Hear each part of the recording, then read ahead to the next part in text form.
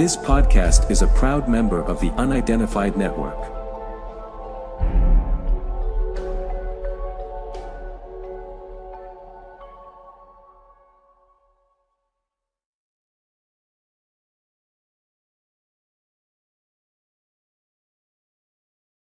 There are places that you go and nothing seems to make much sense. In my experience, sat on my side of the fence, there are people who encounter things that just seem to be weird, strange things that everybody hears. It's so strange, the world's gone crazy. It's so strange, and it ceases to amaze me. Hi, and welcome to Don't Whistle in the Woods. This week we'll be studying near-death experiences.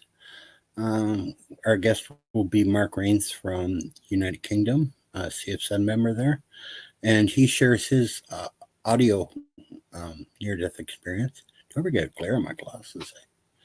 Anyways, I'm sorry. And I'll also share my own.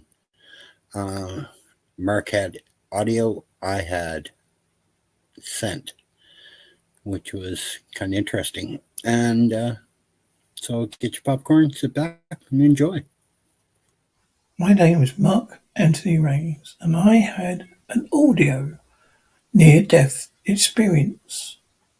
Some time ago, whilst I was starting to experience being very thirsty and feeling sick, my mind was getting confused. I was starting not to make a lot of sense. My wife from the doctor at first said it was just an inner ear infection, but my wife, Enid, pursued this further and insisted the doctor to come to look at me over. This is where I had to rely on information passed on to me by my wife, as I have no recollection of events that followed. Doctor came and he smelt a sweet aroma on my breath and called for an ambulance. When the ambulance arrived, he checked my blood sugar count. He did not register a couple of times and he retook it. It read 124. I was taken to North Devon District Hospital, Barnstable. I went from the emergency ward straight to the intensive care unit. I was put in a induced coma. I was in my coma for 3 weeks. My wife Enid stayed by my side, even going without her own medicine to be with me. I was told on one occasion that she suspected the worst. Whilst I was during my time in my coma, I heard a woman's voice I have not heard before or since, telling me to wake up. I had the most overwhelming feeling I've ever had to awaken. My personal belief is this was my guardian angel. No, many may question my experience and say it was a trick of the brain or heavy medication I was on, causing me to imagine things not real. But I will stick to my guns, and that is why I got into the world of paranormal. I like to also say why I call myself Ghost Man. You see, whilst I was in my coma, I was not in this realm or the final frontier of being in heaven or hell. Most people whom have had a coma are telling it's like, for a brief millisecond, touching the next realm.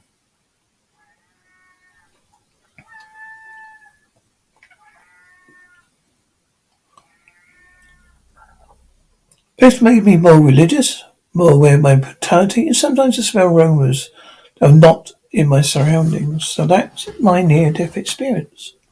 Not the usual tunnels or bright lights. So, thank you for watching. Bye. Hi, I'm David Scott. I'm also the host of the show, as you already saw. I want to talk to you about my near-death experiences. It was, 2013.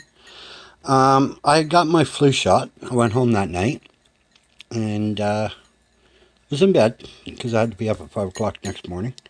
really was not feeling that good. And as I was going back onto my pillow, I fainted, or so I thought. So I woke up a couple of minutes later, and I was thinking, oh, they got the flu shot wrong this year again. And I blamed it, went back to bed, got up, went to work. No, I didn't have to be to work at 5. I didn't need to be to work till 3. I guess it was later at night. It's a long time ago, sorry. And anyways, I went to work, and I was working loss prevention at the time, and I did a tour through the building, and I got out near the front offices, and all of a sudden I felt really, really dizzy, and I actually sat down on the floor because I thought I was going to pass out. And I went, oh, this is not good. So I went back to the desk, and I told my coworker, there was 2 of us on duty, and he went and got our health and safety rep, or not our rep, we're in a unionized shop. Great place to work, by the way. And Aaron came out, a friend of mine, and he goes, you okay? Now, Aaron is African American, so that makes this doubly funny. And I had another spell, and hey, hang on a sec, it's happening again. And I went down. When I came back, he had a look of horror on his face looking at me. And he goes, you are the whitest white man I have ever seen in my life. And I said, oh, maybe I should go to the hospital. And he goes, yeah, you're going to the hospital. So anyways, they were going to call an ambulance, and I was working out of town. I lived in Denton, Texas at the time, and I was working in Irving, Texas. And I really didn't like the hospital down there because I'd went to there for chest pains a couple of weeks before. They said, oh, you got cancer and lung cancer. None of it was mine. They had sent totally wrong files to my doctor, so I didn't really trust them. So I called a good buddy of mine, Jason Yancey, and Jason came right down and picked me up, and he took me back to Denton, which is a heart and stroke hospital, Denton Regional. Great hospital if you ever need to go there. And as they were strapping me into the pads and everything, I said, here it comes again, because I could feel it coming. Well, sure enough, he reached over, he had enough leads on, and he started doing a trace. When I came to, the alarms were going off. The room was full of doctors and nurses, so there was crash carts and everything. And he goes, you, sir, need a pacemaker. So, big surprise, okay? So, they were going to put me in a temporary pacemaker till the surgeon could get there in the morning.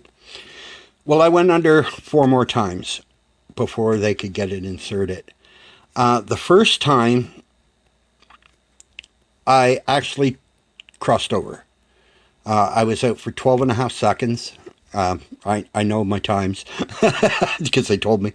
And I was out for 12 and a half seconds, but I was in this field, very, very vivid green with very, very bright yellow buttercups, I guess. But on the other side of the field was my best friend dog, Mika. She was sitting on a purple leash, and she was being held by my mom. My mom passed away in 1985. And my mom looked at me, and she just shook her head. And I'm thinking, oh, she's disappointed in me. Well, I would be too, especially the way I behaved. And growing up. And I was awake again, but they were using a jackrabbit on me, which is a thing that does the compressions for them. Well, I went under again. The second time, Mika was off her leash. It was same setting. Mom and Mika, my mom was smiling, and Mika was running around her over across this field. And I couldn't hear anything. There was no sound. Behind her was just a shimmering wall. And they got me up again and got my heart going again. And I was out for 13 seconds that time.